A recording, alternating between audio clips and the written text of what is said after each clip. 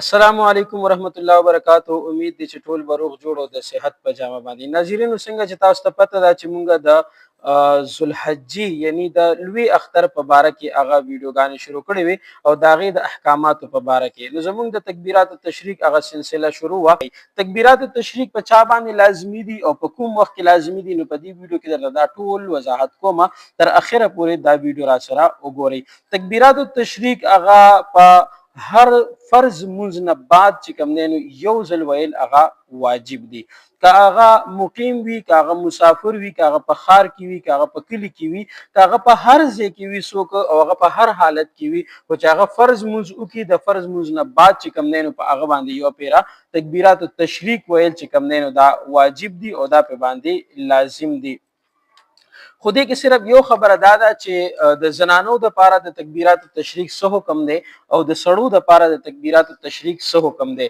نو یاد بساتئ تکبیرات التشریق په سړو باندې دا هم واجب دي او په زنانو باندې هم دا واجب دي. خو صرف فرق پکې دومره دی چې دا سړی به چې کوم دی نو د تکبیرات التشریق دا په لږ مدم اواز باندې وایي، یعنی مطلب اوچت اواز باندې به وایي، دومره اوچت اواز باندې به وایي چې دی په خپله ووري او د سره خوا کې کوم کس وي چې هغه یې ووري.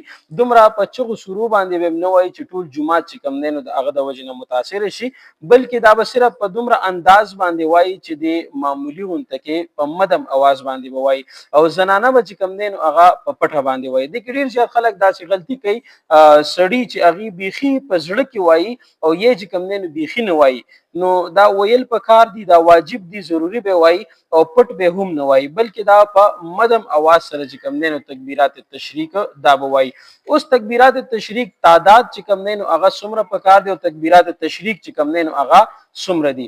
نو د علماء کرامو مشهور اور مفتابهی قول چې کوم دی نو هغه دا دی او خصوصا د احنافو چې کوم دی نو دا دی چې یاره د تکبیرات التشریق چې کوم دی نو یو ځل ویل دا واجب دي په هر چا باندې. یو ځل ویل چې کوم دی نو دا واجب دي او درې ځل ویلو ته چې کوم دی نو بعض علماو هغې ته سنت ویلي دي چې درې ځل ویل دا سنت دي او یو ځل ویل چې کوم دی نو دا واجب دي.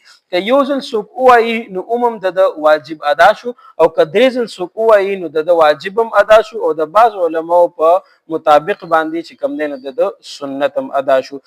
که یو کس داسې وي چې هغه مونځ وکړي او د مانځه نه بعد د هغه نه تکبیرات هیر شي، هغه ونه وایي او دومره وخته پورې ونه وایي چې یا په دنیاوي خبرو کې مبتلا شي یا هغه د جومات نه وځي یا نور دا شانتې کار وکړي چې په هغې سره د ده مونځ ساقطېږي.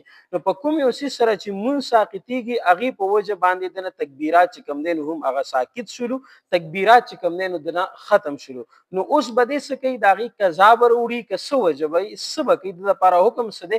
نو د دې تکبیرات التشریقو دپاره چې کوم دی نو ایام التشریق خاص دي، چې کوم د لوی اختر نه یو ورځ مخکې او لوی اختر ورپسې 2 ورځې چې کوم دی نو دغه ایام التشریق چې کوم دی نو دا د دې دپاره خاص دي. نو که په دغه ورځو کې د ده نه پاتې شي نو د دې نه بعد په نورو ورځو کې د دې بیا قضا چې کوم دی نو هغه به نشي راوړلی او د دې قضا به بیا نه کوي. نو دغه وخت کې به د نه تکبیرات التشریق هغه ختم شي، نو دی به بیا د هغې دپاره استغفار وایي او د الله نه به چې کوم دی نو بیا بخښنه غواړي. نو د هغې باندې بیا هغه ته چې کوم دی نو د هغې هغه ګناه به ورته معاف کیږي. ورنه د تکبیرات التشریق که په دغه ایام التشریق کې څوک ونه وایي، که مونځ کې ترې نه قضا شي نو د هغې بیا چې کوم دی نو قضا هغه نشته دی.